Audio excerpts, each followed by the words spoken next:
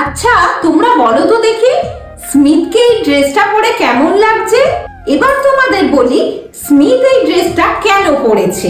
আজ থেকে স্মিথের karate class শুরু হলো, যেটা সপ্তাহে 2 দিন করে হবে। শিক্ষাগত যোগ্যতার সাথে সাথে সেলফ ডিফেন্সেরও প্রয়োজন, যাতে ও নিজের সুরক্ষা নিজেই করে নিতে পারে।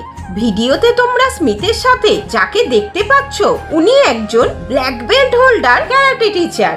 ওনার স্কুল অনেকটা দূরে, তাই অনেক রিকোয়েস্টের পর ফাইনালি উনি রাজি হয়েছেন বাড়িতে এসে ক্লাস করাতে।